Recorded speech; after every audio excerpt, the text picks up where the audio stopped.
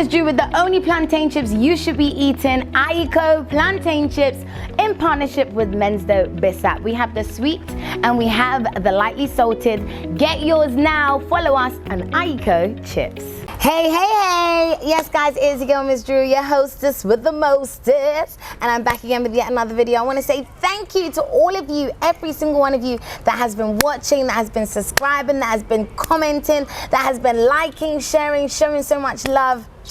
The love is real. I really do appreciate you, and I see each and every single one of you. So yes, we are back again with another episode of Roots. Now we are speaking to people from the diaspora, people who are Ghanaian, people who are not Ghanaian, but they are living in Ghana and they feel like there is some sort of Ghanaian in their blood. So today I want to say this is like my adopted mom. Like for real, she is so amazing. I mean, my name is Miss Drew and she's Miss V. Okay, Miss V. And so we are about to have a conversation. This is like a beautiful soul. I don't want to talk too much, but she means a lot to me. So I'm not being biased having her over here, but I know she has a story. This is my baby. Yeah. Okay, this is my baby. So Miss V, Mom, please can you introduce yourself formally? Tell us a little bit about you. Absolutely. My name is Verlica Hays Keen, actually. I'm from California originally. And I've lived here in Ghana. I moved in, my daughter and I moved here in 2017. So we've been here we're right at our 6-year anniversary. Yes. Yes, we are. And it's been an experience, Drewy. Okay, it's been quite an experience for us. We want to know all about that experience. She's not just going to leave it there, okay? 6 years, that's like a year more than Drew. Tell us, firstly, first, why Ghana? Of all the countries in Africa, all the countries in the world, why did you pick Ghana to come and relocate to? Well, it's been a spiritual journey for me. I was living in Southern California in the Palmdale area of the Antelope Valley. Come on. And we were very comfortable living there. And in 2015, because I have a very strong connection with the Most High, and He put it in my spirit, you need to move. Oof. And at first I thought I got bad taco, okay, because I didn't have any intentions of leaving California, but He kept impressing on my spirit more and more heavily, you need to leave. So I started to prepare myself mentally, physically, emotionally. I spoke to my daughter, Niger, about it. She was 23 at the time when we moved. And I said, I have to move. The Most High is telling me to leave America. Wow. And He told me specifically Ghana. Wow. Specifically Ghana. Ghana, the motherland. God told you, hello, hey, baby girl, my daughter, it's time for you to come to Ghana. Yes. And how did that make you feel? I was afraid. I was afraid because our situation was we didn't know anyone here in Ghana. We had very little money. We didn't have a lot of money at the time. And I didn't know how it was going to turn out for us. All I knew was America. Yeah. You know, I left when I was 59 years old. So for 59 years, that was all I knew. Yeah. And but it was scary, but at the same time I knew that if He told me to do it, I knew He had me 100 grand. So we went ahead, my daughter agreed to move with me, and we made the move, and here we are. We haven't left. You haven't left since you came? You haven't gone back? No, oh no. I remember, Drew, when I was on the plane and we were flying over Canada. And all I could think was, thank you, Father, for getting me out of there. Whoa! And I will never, ever return. What? I will never return. You will never, you actually said you will never ever return, and you haven't gone back. No, I have no desire So you to moved go back. everything out, that one word that you heard from Abba, and it was like, this is it for me. That is some sort of boldness, bravery, trust, faith, everything all in one. Admirable. Like, firstly, like, whoa. Girl. Whoa, Girl. whoa. Okay. Right. So, again, a whole lot of faith, a whole lot of just literally trust in God, trusting that you even heard from God and it wasn't another word or another person speaking to you. No. You made that move and decided never again. Never. Now you are here on the motherland. How has that been for you? It's been a learning experience. To be honest with you, I actually expected something different than when I moved here. So this was also your first time coming to Ghana? First time coming to the continent, period. Wow. And that's why I said we knew no one. It was, I felt like Abraham. Oh. Okay, I felt like Today Abraham. we're about to get a word, guys. Okay. We're about to get a word. I felt like Abraham. Just go. Ooh. And that's what we did. Eesh. It was scary. No, like for real. And Abraham is the one that showed the most amount of faith in the Bible, okay? Yeah. A friend of God. So continue, please. I'm listening. I'm here for it. You know, it was surprising. I was really surprised by what I found. And what I meant was this. When we got off the plane, I was really thrilled to see nothing but brown, melanated people. That's all we saw, and that was so refreshing to me. But as time went on, as months went by, one thing that shocked me was that the history was not really known with the people that I spoke to. And that shocked me. So what ended up happening, and I don't mean this in a bad way, but I ended up, because I'm a history buff, and I love our history.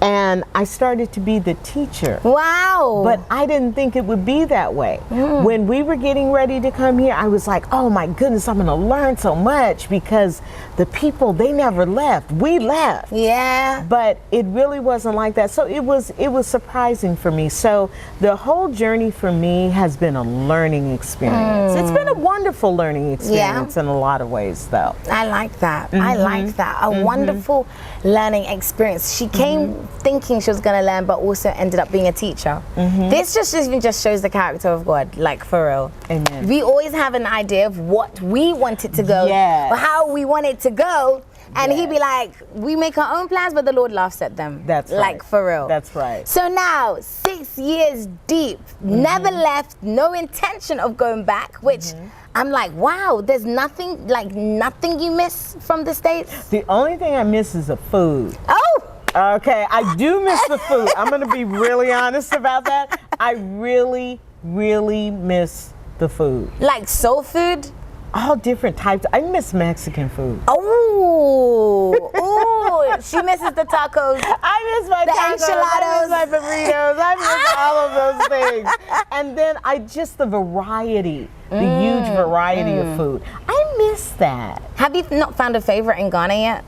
I love red. Ooh. Okay, I Plantain love and red. beans, Yes, I love red. That is a fave. I like watching. Okay, this is good. I like watching. But yeah, those are probably my favorite The only dishes. things that you miss, but you wouldn't really book a ticket to go back just for that. Oh no. No, absolutely not. Absolutely Nice. not. Okay, so now you're in Ghana. Let's talk about how it has been for you as a diasporan in this country. Like, has it been easy for you to gel? Like you said at the beginning, it was just scary. You didn't know anybody. But was it easy for you to then make friends? Was it easy for you to, navigate your way around? Or was it easy for you to make this place your second and new home? It's been challenging. It's been a little challenging. We've met some wonderful people here. Okay, so I don't want to make it sound like we haven't, because we really have. But at the same time, I think it's important to also tread carefully, because the sentiment is that if you're from the West, you automatically have money. Ugh. Okay, you automatically have money. So I want to be your friend, because that might be an opportunity for me to be able to access some of what you have. Yep. So I caution people that, because I have a YouTube channel myself, and I caution people on the channel to just be very careful, you know, really vet people, make sure that they're there for you and not maybe what they can just gain get from you from being with you, you know.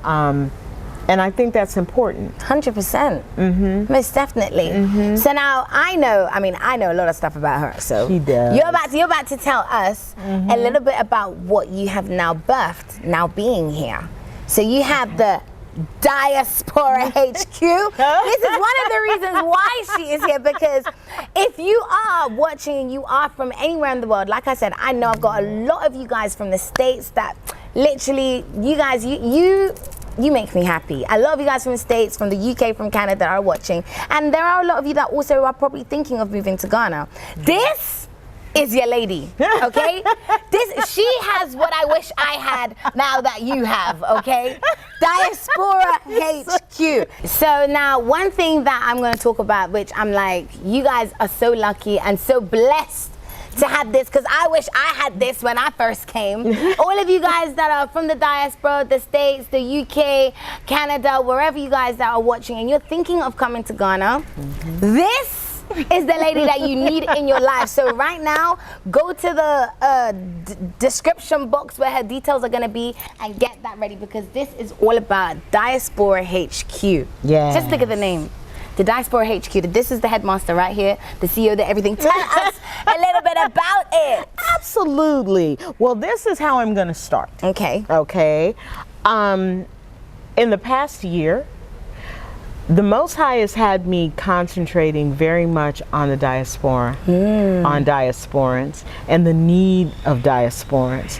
And from that, what he put in my spirit was to start an organization that's called Diaspora Headquarters. We call it Diaspora HQ, which is an information highway for diasporans that come to Ghana, for them to be able to access all the information that they need through our website that will help them settle in, because we're working with an organization called OK Africa. Okay. And they help people that come here to the continent. Right now they're in Ghana. Pick them up from the airport, help them, you know, exchange their money, help them get SIMs, help them get settled in terms of housing. Yeah. So we partnered with them. But for the other portion of Diaspora HQ, what we're doing is there was a need that I saw, because the diasporan community we're all over the place. Yep. We need to be more centralized as a community to be able to know what businesses are in Ghana that belong to diasporans, because, you know, that's tricky. There's a lot as well. There's a lot of diasporan businesses out here. We don't know anything about them. We don't know where they are. Like, for instance, where we're filming, Serenity House. Didn't know this was owned by a diasporan sister. Look at that. You know, but we have that. We also have contractors here, which sometimes that can be tricky when you're trying to get things fixed, or you need services, and 100%. You try to find someone, and maybe you want somebody that you trust, that understands, that knows how to do the work. Yep. Okay, that knows how to do the work. Our contractors on Diaspora HQ website have been vetted. They are people that know what to do. We also are working on an employment piece. Okay. Because there are a lot of diasporans that are here in Ghana that are suffering in silence. Their money is running out. They don't know how they're going to make money, and they don't want to go back to the West. Yep. So we are working together to partner with businesses in America, corporate entities in America, in Canada, and in the UK, because that's where a lot of our diasporans come from. So they can work as private contractors, independent contractors with these companies. If I'm from the US, we can partner you with a company from the US. Wow. And you can work as an independent contractor. Then that way there are no tax problems for the businesses. So with that, we want to be able to help our brothers and sisters that come here stay here. So we are in the infancy of getting that particular project together. Then we also have another project which is going to work a lot with bringing young people together from the diaspora. This is what we like. So we even have a portion that talks about if you need to buy a pound of tomatoes. Oh, wow. How much they should cost you. Because when you first come here, you don't know. I remember when I first came, a little section of garlic, they charged me 80 cedis for it. No, 80.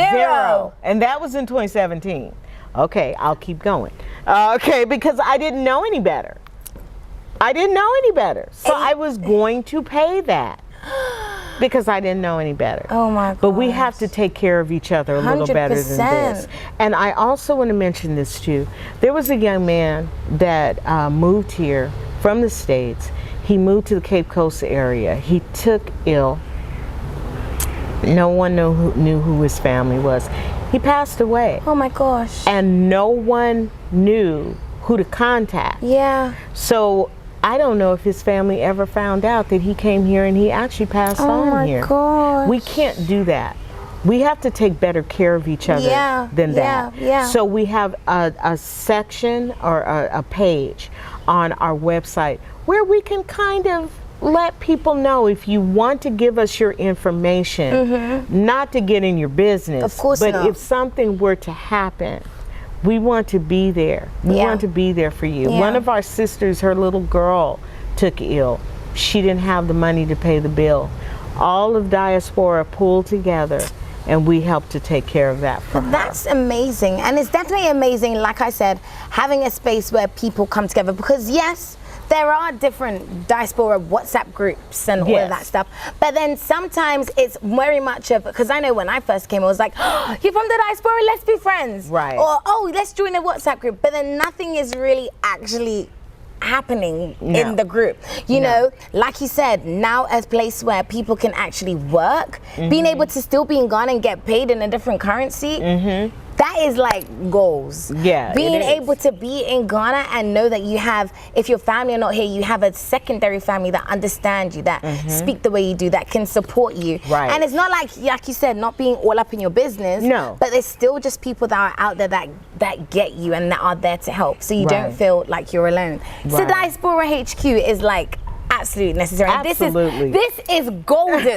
Like, this is, like I said, I wish when I came, this was here. Me too. Oh my goodness. Okay, me too. So all of you guys that are watching, she's kind of made it easier for you to want to come. Now, would you encourage, that's a question though, what is something that you would say to those people that are out there? Would you encourage them to come? And if they are already planning on coming, what advice would you give to them? I would encourage them to follow their hearts. Ooh. Okay, that's what I encourage them to do. If it's something that you feel that, I don't think people should come to Ghana just because of the hype. Okay, just because of hype. No.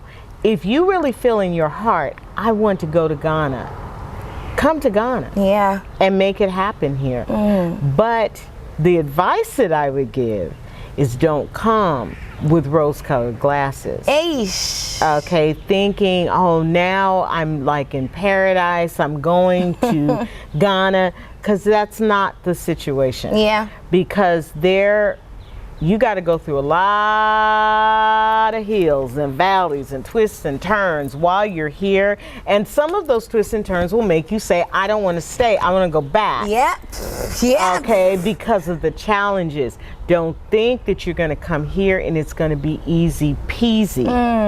You know, and I think that the people that came here like 30, 40, 50 years ago, they had a different spirit about coming here.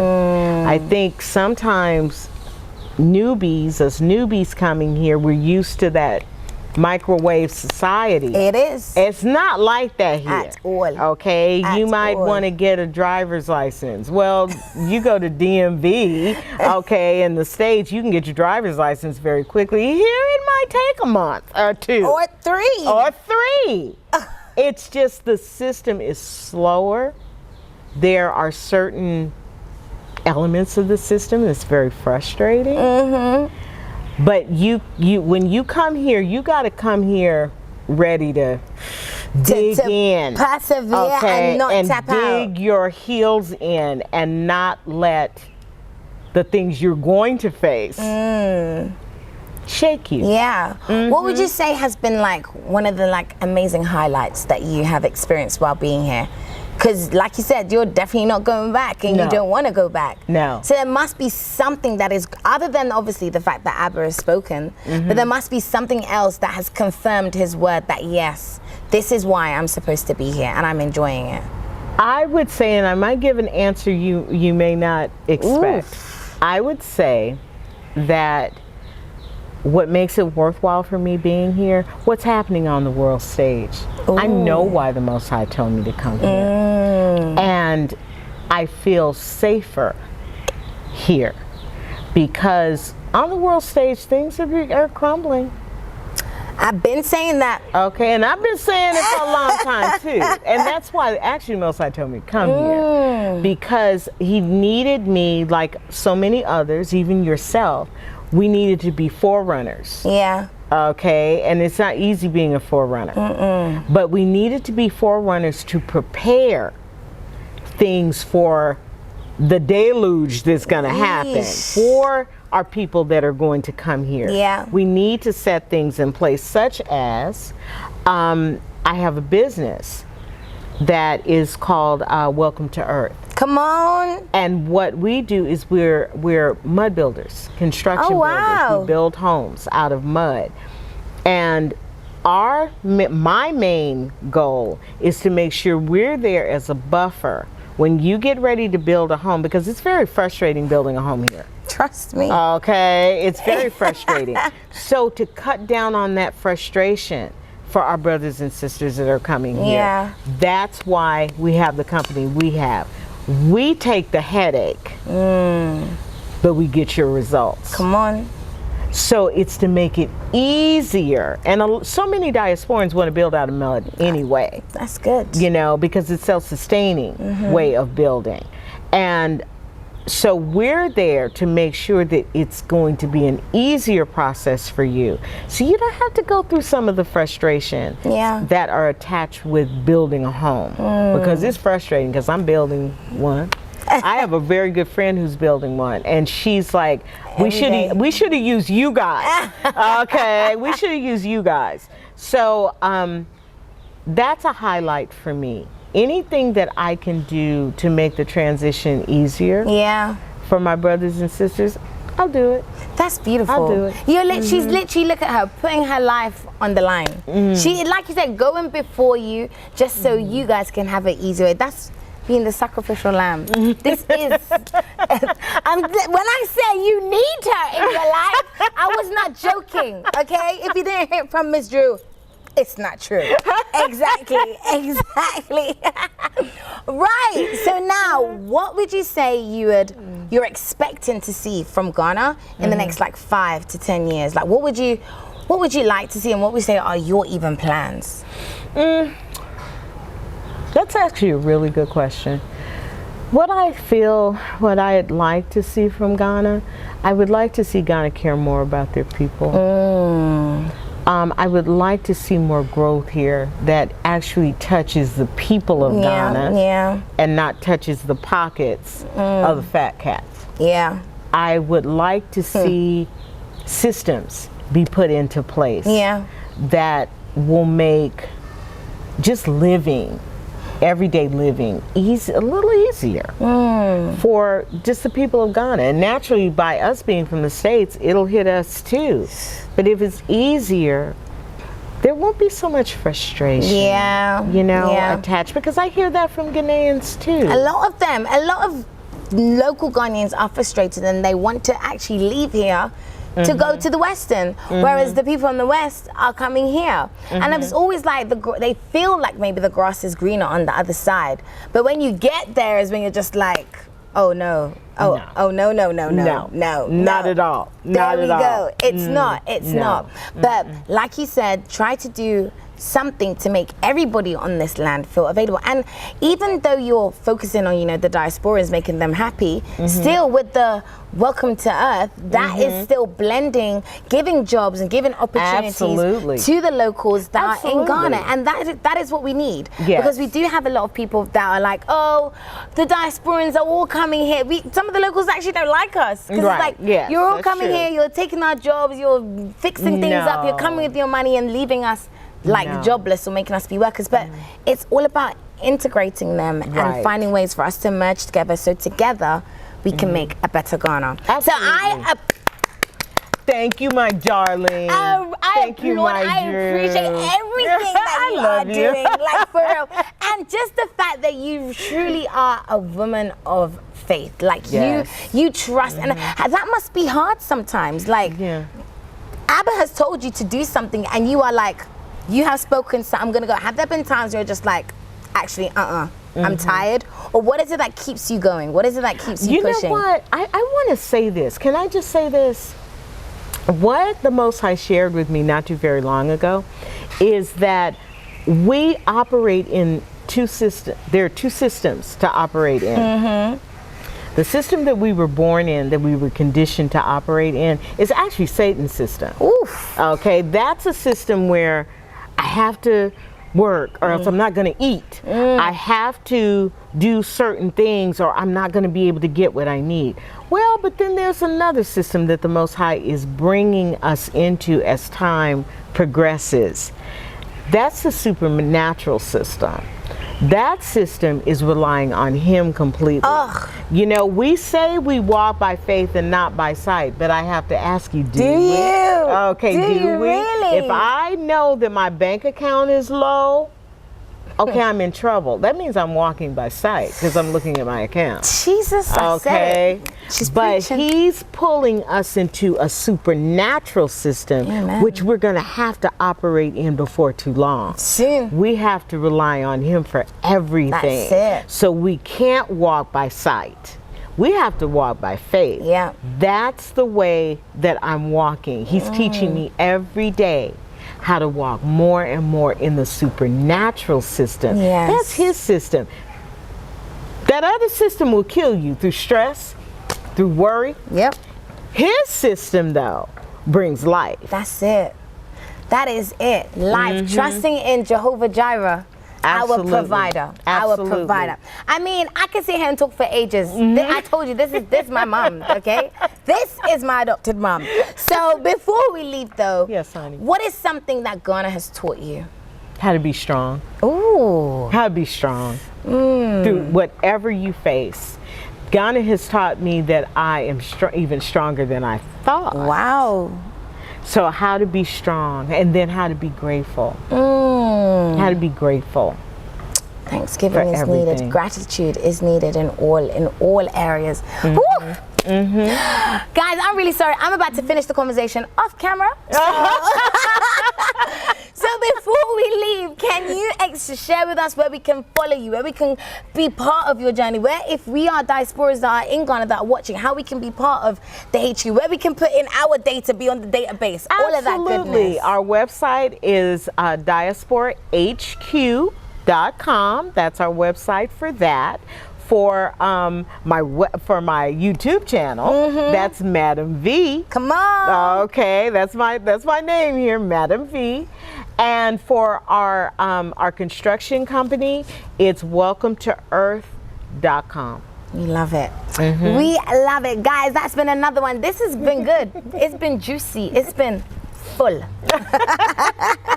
It's your girl, Miss Drew, your hostess with Moses. Thank you so much for watching. Please do make sure you like, subscribe, comment, and share. Sharing is caring, and everybody deserves to be blessed, especially from the gems that were dropped from today. So we'll see you in my next video on the other side. Mwah!